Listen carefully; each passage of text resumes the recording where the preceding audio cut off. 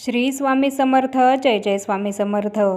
तुम्हा सर्वांचं पुन्हा एकदा अगदी मनापासून आपल्या या नवीन व्हिडिओमध्ये मी स्वागत करते. तर आता उद्या 12 नोव्हेंबर रोजी मंगळवारी आलेली आहे कार्तिकी एकादशी. आषाढी एकादशीप्रमाणेच कार्तिकी एकादशी सुद्धा अत्यंत महत्त्वाची मानली जाते. याच एकादशीला देवउठणी एकादशी किंवा प्रबोधिनी एकादशी असं सुद्धा म्हटलं जातं. या कार्तिकी एकादशीला भगवान श्रीहरी विष्णू हे योगनिद्रेतून जागे होत असतात आणि श्रीहरी विष्णू योगनिद्रेतून जागे झाल्यानंतरच शुभ कार्यांना सुरुवात होते आणि या एकादशीलाच चातुर्मास हा जो आषाढी एकादशीपासून सुरू झालेला असतो तर तो सुद्धा संपतो. कार्तिकी एकादशी ही सर्व एकादशींमध्ये खूप महत्त्वाची आणि मोठी एकादशी मानली जाते. त्यामुळे या एकादशीचं व्रत हे आपण सर्वांनी जरूर करायचं आहे.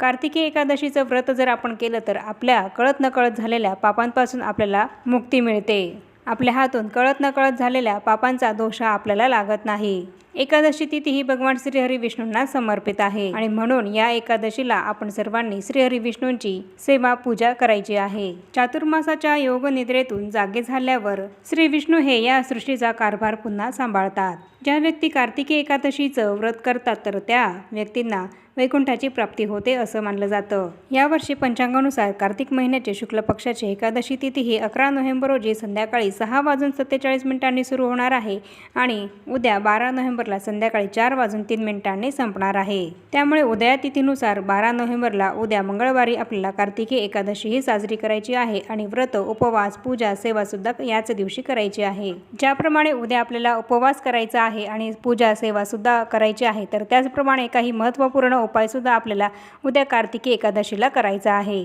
असे महत्त्वपूर्ण उपाय जर आपण काही महत्त्वपूर्ण दिवसाला, महत्त्वपूर्ण तिथीला केले तर त्याचे अनंत पटीने फळ हे आपल्याला मिळत असते. आणि उद्याची कार्तिकी एकादशी ही खूप महत्त्वाची आणि मोठी एकादशी आहे. म्हणूनच उद्या हा अत्यंत प्रभावी उपाय आपल्याला करायचा आहे. तर उद्या कार्तिकी एकादशीला आपल्याला केळीचा अत्यंत प्रभावी उपाय हा करायचा आहे आणि हा उपाय आपल्याला उद्या कसा करायचा आहे याबद्दलच अत्यंत महत्त्वपूर्ण माहिती मी तुम्हालाही आपल्या या आजच्या व्हिडिओमध्ये सांगणार आहे. त्यामुळे ही महत्त्वपूर्ण माहिती जाणून घेण्यासाठी हा व्हिडिओ कुठेही स्किप न करता तुम्ही शेवटपर्यंत नक्की बघा आणि सांगितल्याप्रमाणे उपायसुद्धा करा. हा उपाय केल्याने तुम्हाला नक्कीच याचा लाभ होईल. हा उपाय केल्याने आपल्या आयुष्यातले सर्व संकट, समस्या, अडचणी या दूर होतील आणि आपल्या कामामध्ये ज्या अडचणी येत असतील त्या संपून आपले सर्व मार्ग हे मोकळे होतील आणि भगवंताच्या कृपेने आपल्या सर्व इच्छासुद्धा, मनोकामनासुद्धा पूर्ण होतील. तुमची खूप दिवसांपासूनची जी इच्छा असेल आणि ती पूर्ण होत नसेल तर ती इच्छासुद्धा हा उपाय केल्याने नक्की पूर्ण होईल. आपल्याला सर्वांना माहीतच आहे की भगवान श्रीहरी विष्णूंना पिवळा रंग हा अतिशय प्रिय आहे. मग आपण श्रीहरी विष्णूंना पिवळ्या रंगाचे कपडे अर्पण करत असतो, तसंच पिवळ्या रंगाचे फुलं अर्पण करत असतो आणि पिवळ्या रंगाचे फळं किंवा मिठाईसुद्धा अर्पण करत असतो. त्याचप्रमाणे श्रीहरी विष्णूंची पूजा करत असताना पिवळ्या रंगाचे कपडे परिधान करण्याला सुद्धा अत्यंत अनन्यसाधारण असं महत्त्व आहे. आणि म्हणूनच उद्या कार्तिकी एकादशीला श्रीहरी विष्णूंना प्रिय असलेली सर्व पिवळ्या रंगाची फुलं, फळं ही आपल्याला त्यांना अर्पण करायची आहेत. तुमची खूप दिवसांपासून कुठली इच्छा असेल आणि ती पूर्ण होत नसेल, खूप मेहनत घेऊन, खूप प्रयत्न करून सुद्धा जर तुमची इच्छा ती पूर्ण होत नसेल तर हा एक उपाय तुम्ही उद्या नक्की करून बघा.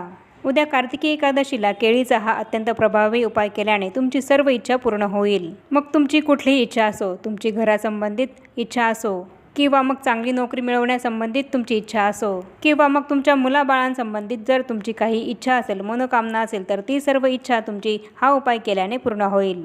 आपल्या सर्व प्रकारच्या इच्छापूर्तीसाठी हा उपाय आपल्याला उद्या करायचा आहे आणि हा उपाय करण्यासाठी आपल्याला 3 केळीही लागणार आहेत. पण मात्र आपल्याला ही केळी घेताना ती कच्ची केळीसुद्धा घ्यायची नाही आहेत किंवा खराब झालेली, काळी पडलेली अशी केळीसुद्धा आपल्याला घ्यायची नाही. ही केळी घेताना ती देठासहित केळी आपल्याला घ्यायची आहे.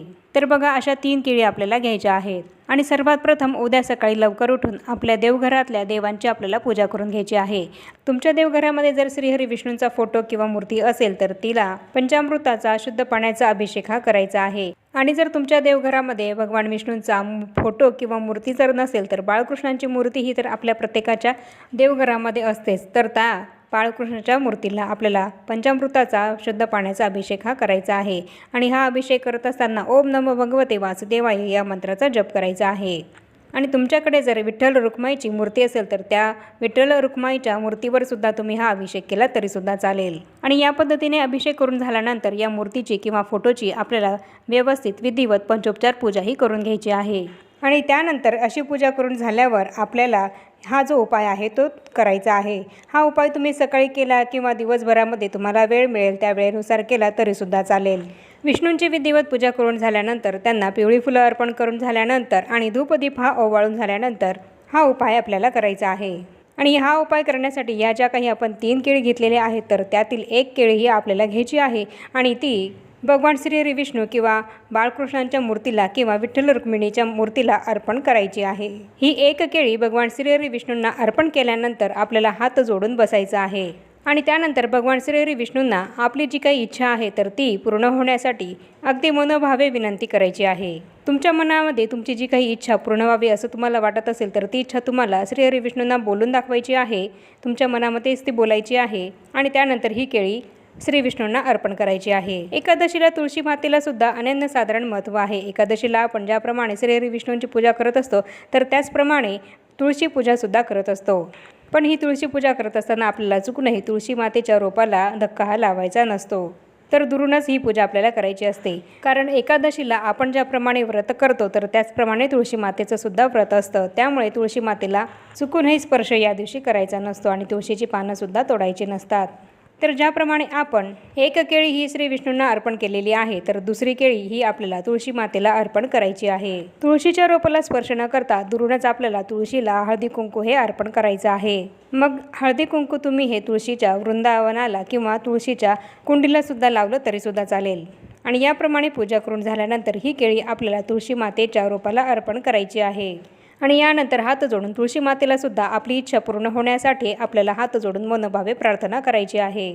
आणि याप्रमाणे आपल्याला 3री केळी घेऊन एका मंदिरामध्ये जायचं आहे। तर तुमच्या घराजवळ जिथे कुठे श्रीहरी विष्णूंचं मंदिर असेल, कृष्णाचं मंदिर असेल किंवा विठ्ठल रुक्मिणीचं मंदिर असेल तर त्या मंदिरामध्ये आपल्याला जायचं आहे। आणि जाताना ही 3री केळी आपल्याला आपल्यासोबत घेऊन जायची आहे आणि त्या मंदिरामध्ये गेल्यानंतर ही केळी आपल्याला प्रसाद म्हणून, नैवेद्य म्हणून त्या मंदिरामध्ये अर्पण करायची आहे। आणि ही केळी अर्पण केल्यानंतर हात जोडून पुन्हा अगदी मनोभावे आपली इच्छा पूर्ण होण्यासाठी भगवान श्री विष्णूंना किंवा विठ्ठल रुक्मिणीला विनंती करायची आहे। आपली इच्छा ही लवकरात लवकर पूर्ण करावी यासाठी प्रार्थना करायची आहे।